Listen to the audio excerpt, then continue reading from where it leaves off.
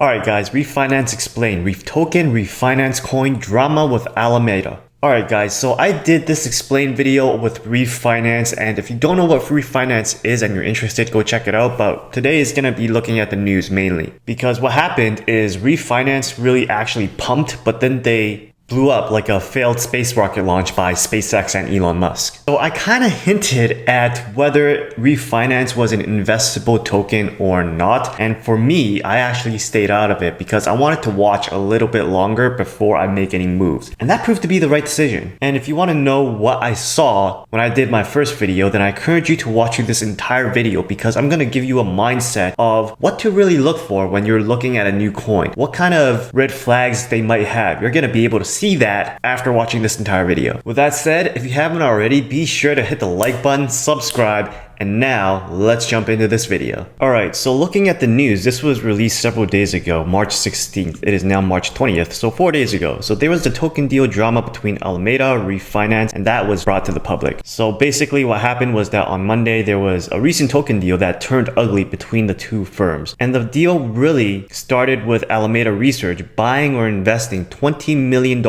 Refinance by buying the DeFi project's Reef tokens for that amount. Now, buying for that amount meant that Alameda gets to buy those tokens at a 20% discount. But 3 days after Refinance announced their investment, Alameda's trader Sam Trabucco, and we'll look at him later, said that the market maker is not affiliated with Reef and it does not recommend anyone to do business with Reef in any way. So with that said, there is a lot of victim mindset going on here, which is always bad. They're not taking responsibility on anything. They're just blaming the other party. And when someone does that, you watch out because they are trouble. They don't know how to control their emotions. So that's a lesson there. So that is very, very bad press for Trabucco. They said that Alameda wanted to buy more Reef tokens, but for some reason Reef backed out. And there was a report by As the Block that Alameda wanted to buy a further $60 million worth of Reef tokens, but that deal has now been canceled. So the total deal was going to be $80 million.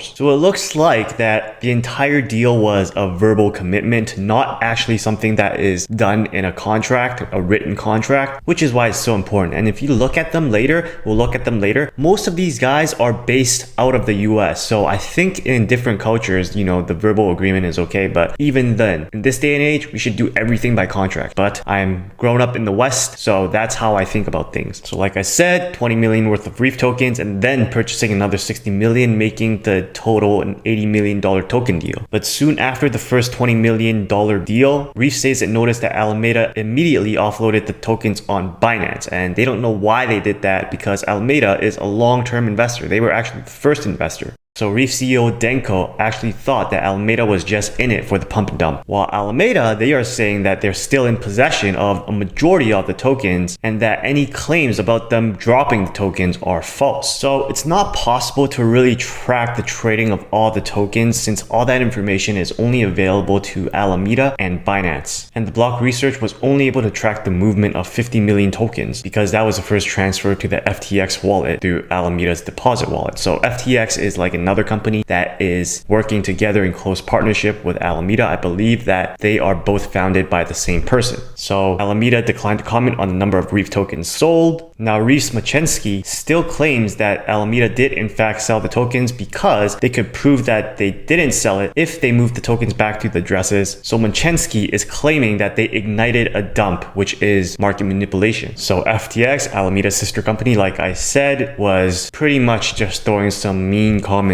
around on Twitter and causing and stirring up a lot of trouble, and then they later deleted the tweet and threatened to send legal letters to Reef. So because of that little fiasco, Reef token fell about 30% on Monday, and it cannot be said for which party is at fault here, but the drama really provided a window into how deals are made in the crypto world for small tokens like these. And in these backdoor deals, equity finance really relies on handshake deals, so don't rely on handshake deals. If you see something that relies on a handshake deal, then that's something to walk away from because there's no foundation to build that deal on, which is why smart contracts are so important. So who's right and who's wrong? Here's the lesson. We took a look at the side of Refinance Token's CEO, which is Denko, and then we took a look at the comments that were made by Alameda. Now, normal human behavior, when you make an accusation about something to someone and they are guilty of it, they will react in a very defensive fashion, which Alameda did react that way because they went on Twitter Twitter and started tweeting all these things, which is bad press and really gives you a look into how the people in this company reacts, which is emotionally. An emotional reaction, when people do that, you gotta stay away from that because they cannot control their emotions, which means that something at some point will blow up. But looking at the comments that were made by Denko, it looks like he's legit. He said that you can literally prove that I'm wrong by just transferring those tokens back to the addresses, and then I'm wrong. Slate is wiped clean. But in response to that, Alameda said something like, you're wrong, oh, we're filing a legal suit against you. Why do you need to do that? Just put it back in the address, prove you're innocent, and move on. But they didn't do that. So who's right or who's wrong? What do you think? Let me know in the comments below. By the way, you can easily put the tokens back into the address if you still held the tokens and you did not dump them. So it's good to do your research, and the way I do my research is I actually go to LinkedIn and check out the profiles of the CEOs or the founders of a coin or a protocol. And this is Denko's Mancheski's profile, and it looks like it's pretty good. We have some mutual connections, and he was a CEO of Reef. He was a CTO before that, and a CTO before that. So he's been building companies for a while, since let's say 2017 or 2016. So he was a web developer before that and a programmer. So he has had a long career in programming. So he's someone that has pretty much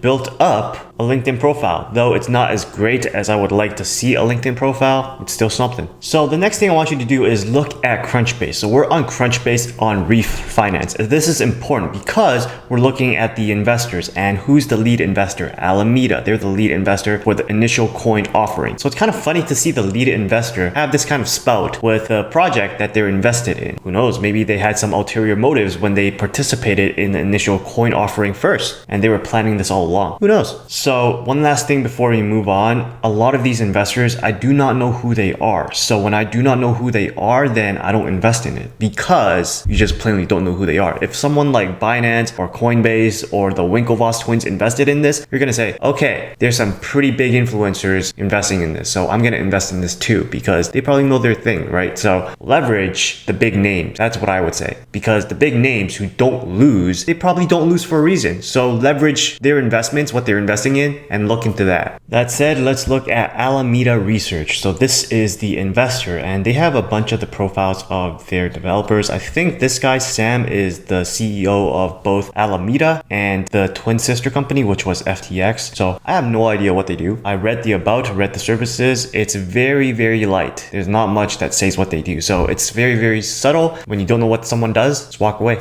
because they're probably hiding something and you probably don't want to know what they're hiding. But when we looked at the article, Sam Trabucco was really the one who was making all the drama on his Twitter accounts. You know, it's also kind of strange that everybody here has a real photo except for Sam, which has this kind of funny thing on his website, which is very unprofessional. I don't know why won't you just show your face? I mean, is there something that you're hiding or something? So that was kind of strange to me. If you go to his LinkedIn, you know, he's based in Hong Kong, went to MIT for math and computer science, but we can't verify any of this. Anything on LinkedIn, you can't verify it, which is why something like Cardano is great, because they're building something that allows you to verify the credentials of the person you're talking about. So very light profile on his experience and things like that. Was at MIT from 2011, 2015. All right, that's good enough. So looking at his Twitter, he made that tweet that the article talked about, which is an emotional reaction. So because of past pains and dealings and toxic relationships that I've experienced when I was a very toxic person and emotionally reactive, I've learned that when someone is emotionally reactive and they cannot control their emotions, they're dangerous to be around. I think I've said this like 5 times in this one video already. So I hope you got the tip. Anyways, guys, this is pretty much how I do my due diligence on very, very new coins, which is why I did not jump into Reef when I first looked at it, because I saw this. And I think that why Denko agreed with a relationship with Alameda, I don't know, maybe because you're starting a new project and you're seeing a huge chunk of money and you're like, okay, let's do it, without completely vetting the company that is investing in you. That's probably why you did it, for the money. So that goes to say that I don't know any of these people personally, so I'm just going off what I find on the internet about these people. So that is why building your brand on the internet is so important, because if you have a big brand and a lot of people follow you, if there are a lot of eyes on you, then you better not f up, because if you do,